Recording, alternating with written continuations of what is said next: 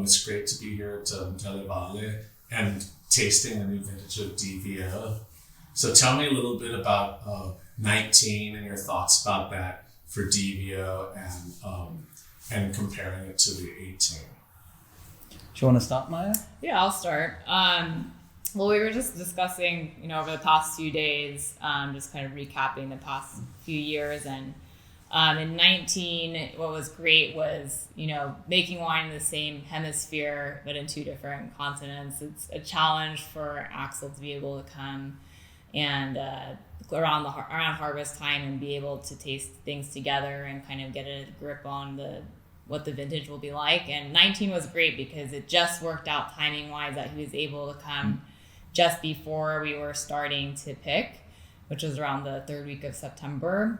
And we were able to make a really nice game plan for how we were going to make the wines for the vintage and analyze everything very closely and walk all the vineyards. So I think the 19 is very exciting to be able to taste it from a vintage standpoint. It's a lot of brighter wines, a lot more fruit, and aromatically is more expressive than the 18 is a little bit more broody and austere, but also just having more precision and focus in terms of winemaking and having a couple years of understanding the different sites and really be able to hone in on making really fine wine. So we're very happy with the 19s. Did you change the sources at all or not? They're very consistent in the two vintages. So obviously it's still an early phase in DVO. So, but what we probably like, as Maya said about 19, is it was the first vintage where I started to sort of acquire a certain degree of confidence.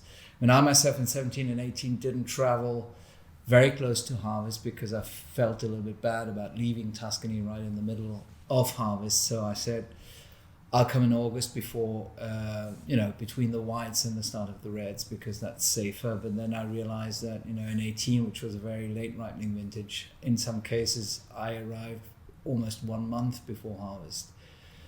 So it's not very useful to go, probably harvest is not going to take place earlier than 1 month or so. And in 19, I said, this is not the right approach. So I said, okay, got to finish, try to find a slot between end of Merlot harvest, particularly that one particular Merlot. I said, I'm going to bring that in before leaving to California. And the very start, there's always a little phase around the 20th of September when you start to pick. You finish the really important Merlots and then you start the young vine Cabernet Sauvignon, Cabernet Franc, and so that's probably the rights. And so it was really able to come as close as possible to harvest here, so that was an important thing. And they're pretty much the same sources between 18 and 19, which makes it even more exciting because the difference of the wines is really very much related to the different style of the vintage. Yeah. Remind me, what are the main sources then? There is Oakville, Mount Vida, and Coombsville. That's right. Okay. Yeah.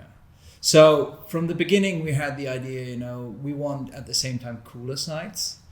At some point, we also, sort of understood that cooler sites are okay, but if you want to make, a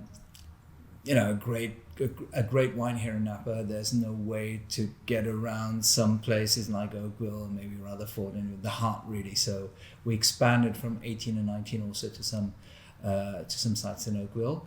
But I think you can tell the influence of the different areas really in the wine because there's a combination, I think, between Napa opulence and richness and at the same time focus and something a little bit more vibrant and aromatic. Is Coombsville a large percentage or it's pretty? It's a fairly small percentage. Yeah. Oh, really? Yeah, I would say comprises about 20% of the blend. Because Coombsville is like a cool area. It is. Distinctly like blue fruited things. Yes. Yeah.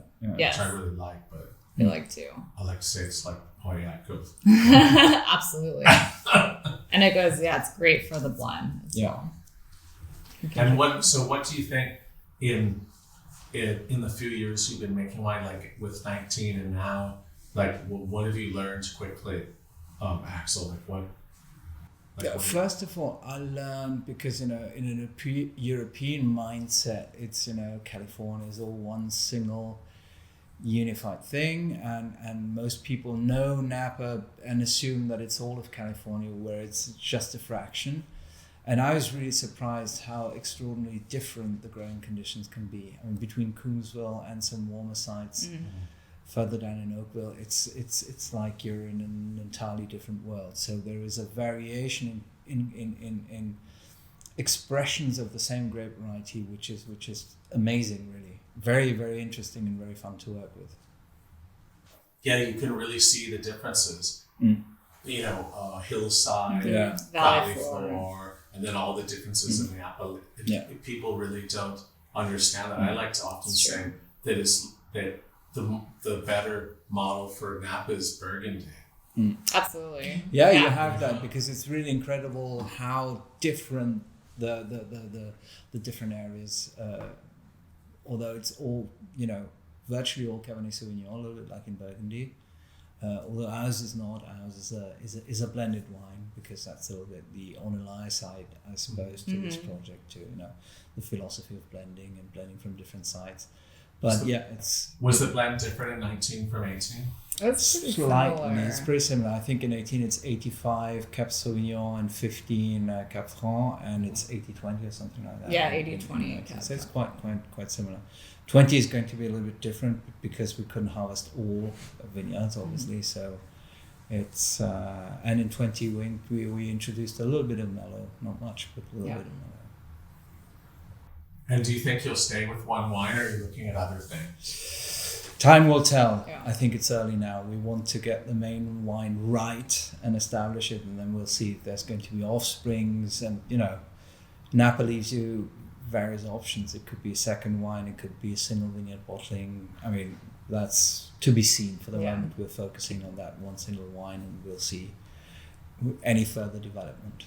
Maya, which vintage did you like better, 18 or 19?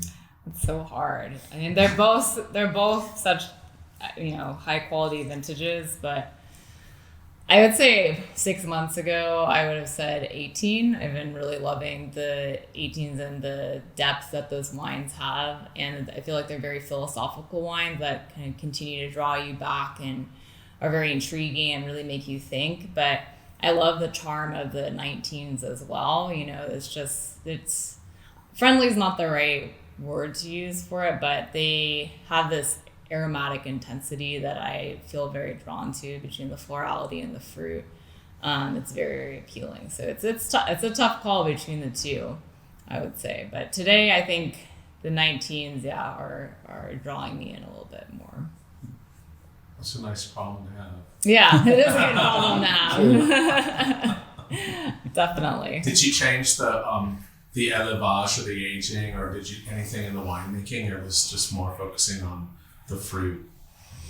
I feel like with the Mount Veeder sites, we got a better handle on the tannin management. I mean, it's a very different animal than working from even hillside fruit, and managing the tannins is very important. So, I mean, we talked a lot about temperature, fermentation, and extraction, really refining it, and so we get that nice, you know, fine grained tannins and not get it super wide and kind of monstrous. So I think in 19 we started to really get a handle on that. So lower temperatures? Lower fermentation temperatures. Nothing, you know, extreme, but a little bit goes a long way, I would say. That's very interesting, because I think that's a general trend that I noticed in Bordeaux also. Everyone working at like years ago it was 32 or something, and now they're like 28, 29. It's really interesting. There seems to be a general trend for that. To lessen the extraction of tannins. Right.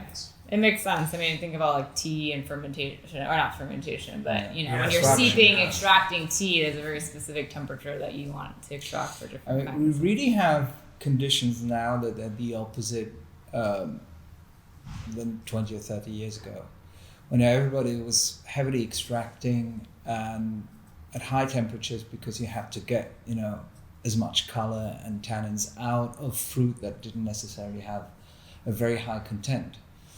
And now today, if you want to preserve, just slow down the extraction, because you want, you know, calibrated extraction, not too much, not to make too massive wines. You really have to put on the brakes these days, because otherwise the wines are just getting too big. Plus, I mean, it's a funny phenomenon. Probably the very conditions we have are much more favorable to making big wines, but everybody's stepping down because we just don't feel like making these wines anymore. So, and therefore sometimes it seems like very, almost lazy winemaking, very little pumping, shorter Less macerations. So really, the fruit is just so rich these days. If you want to preserve the focus and the freshness, you just have to do less. And it's interesting because it's not necessarily, picking a little bit earlier, but not necessarily a lot earlier. So it really is about extraction and that's really interesting.